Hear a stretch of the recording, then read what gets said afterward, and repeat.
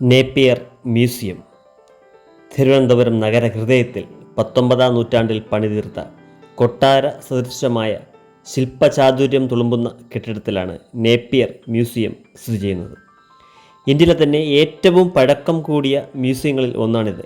മൃഗശാലയോട് ചേർന്ന് മ്യൂസിയം വളപ്പിലാണ് ഈ മ്യൂസിയം സ്ഥിതി ചെയ്യുന്നത്.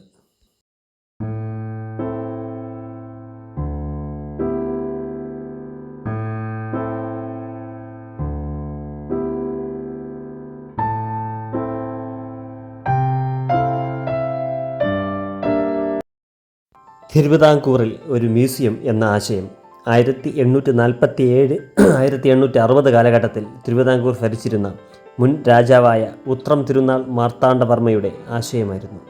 ഇന്നത്തെ രൂപത്തിലുള്ള മ്യൂസിയം നിർമ്മിക്കുന്നതിനുള്ള പദ്ധതി 1855 അദ്ദേഹം ആരംഭിച്ചു. AD 1857 മ്യൂസിയം പൊതുജനങ്ങൾക്കായി തുറന്നുകൊടുത്തു. ശ്രീ ഉത്രം തിരുനാൾ സ്ഥാപിച്ച ഈ പഴയ മ്യൂസിയം വൻതോതിലുള്ള പുരാവസ്തുക്കളുടെ ശേഖരം പ്രദർശിപ്പിക്കാൻ പര്യാപ്തമല്ലാതിരുന്നതിനാൽ ശ്രീ ആയിലം തിരുനാൾ ബാലരാമവർമ്മ മഹാരാജാവിൻ്റെ ഭരണകാലത്ത് പൊളിച്ചുമാറ്റി ഇപ്പോഴത്തെ നേപ്പിയർ മ്യൂസിയം നിർമ്മിക്കപ്പെട്ടു.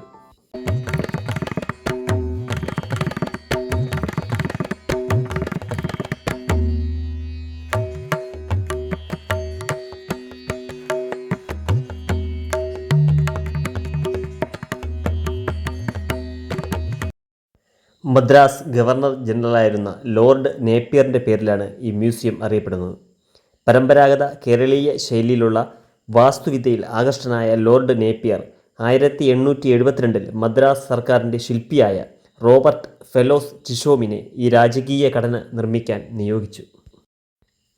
ചിഷോം ഈ ഘടനയുടെ രൂപകൽപ്പനയിൽ തദ്ദേശീയ കലയെ പ്രോത്സാഹിപ്പിക്കാൻ ശ്രമിച്ചു. കേരളീയ വാസ്തുവിദ്യയെക്കുറിച്ച് വിശദമായ പഠനം നടത്തിയ ശേഷമാണ് അദ്ദേഹം ഇത് രൂപകൽപ്പന ചെയ്തത്. ചുരുങ്ങിയ സമയത്തിനുള്ളിൽ സ്വദേശിയെയും വിദേശിയെയും സഹകരിപ്പിച്ചുകൊണ്ട് ചിഷോം ഒരു വിചിത്രമായ രൂപകൽപ്പന കൊണ്ടുവന്നു. അതുവഴി അദ്ദേഹം ഇൻഡോ സാസനിക് ഘടനയെ കേരളീയ ജനതയ്ക്ക് പരിചയപ്പെടുത്തി. 20-3-1873 പുതിയ കെട്ടിടത്തിന് തറക്കല്ലിട്ടു. 1880 അന്നത്തെ തിരുവിതാംകൂർ മഹാരാജാവായിരുന്ന ശ്രീ ആയിലം തിരുനാൾ മ്യൂസിയം പൊതുജനങ്ങൾക്കായി തുറന്നുകൊടുത്തു.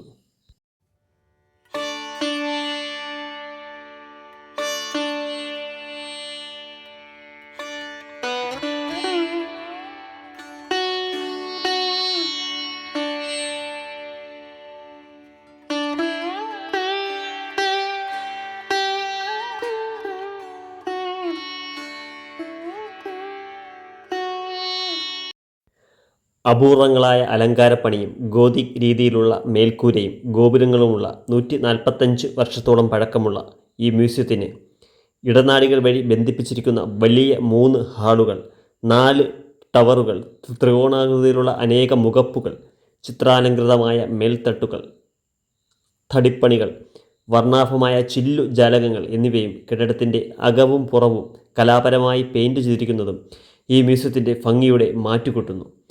വായുസഞ്ചാരം ഉളവാക്കുന്ന തരത്തിൽ ഭൂരിഭാഗവും ഇരട്ട ഭിത്തികളാൽ നിർമ്മിതമായ ഈ കെട്ടിടത്തിനുള്ളിൽ സ്വാഭാവികമായ വാതാനുകൂലിക അന്തരീക്ഷം നിൽക്കുന്നു.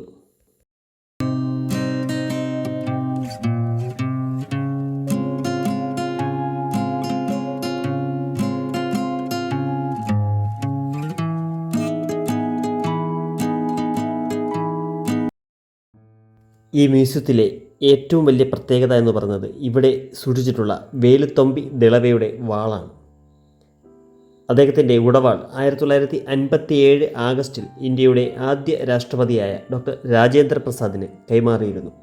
ന്യൂഡൽഹിയിലെ നാഷണൽ മ്യൂസിയത്തിൽ സൂക്ഷിച്ചിരുന്ന ഈ വാൾ 2010 ജൂൺ 20 കേരള സർക്കാരിന് കൈമാറുകയും തുടർന്ന് ഈ മ്യൂസിയത്തിൽ സൂക്ഷിച്ചു വരികയുമാണ്. വെള്ളിയിൽ തീർത്ത കൈപ്പിടിയുള്ള ഇരുമ്പ് വാളിന് 5 കിലോ തൂക്കവും 41 ഇഞ്ച് നീളവുമുണ്ട്. സാംസ്കാരികവും പൈതൃകപരവുമായ കലാവസ്തുക്കളുടെ പ്രദർശനത്തിൽ പഞ്ചലോകത്തിലും ശിലയിലും തീർത്ത വിഗ്രഹങ്ങൾ, തടിയിലും ദന്തത്തിലും കടഞ്ഞെടുത്ത ശില്പങ്ങൾ, എണ്ണത്തിരിവിളക്കുകൾ, ലോഹാകൃതമായ തടിപ്പെട്ടികൾ, നന്നങ്ങാടികൾ, പരമ്പരാഗതമായ സംഗീത വാദ്യോപകരണങ്ങൾ, വേലുത്തമ്പി ദളവയുടെ വാൾ, തെക്കേ ഇന്ത്യയിലെ വിവിധ രാജവംശങ്ങളിൽ നിലനിന്നിരുന്ന പുരാതന നാണയ സഞ്ചയം എന്നിവ ഉൾപ്പെടുന്നു. മറ്റൊരു പ്രധാന ആകർഷണം ഈ രാജകീയ രഥമാണ്.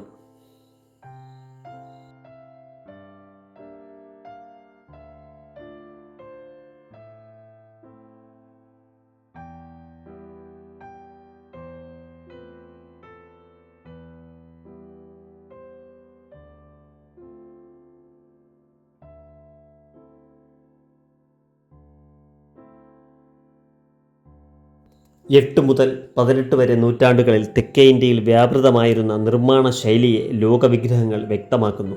മധ്യ തിരുവിതാംകൂറിലെ അമ്പലപ്പുഴയിൽ നിന്നും ലഭ്യമായ പല്ലവ ശൈലിയിലുള്ള 8-ാം നൂറ്റാണ്ട് നിർമ്മിച്ച വിഷ്ണു ശില്പം കേരള സംസ്ഥാനത്തിലെ ഏറ്റവും പഴക്കം ചെന്ന പഞ്ചലോക വിഗ്രഹമാണ്. കൂടാതെ ഇവിടെ പ്രദർശനത്തിലുള്ള സതി താണ്ഡവ ശിവ അപൂർവങ്ങളിൽ അപൂർവമാണ്.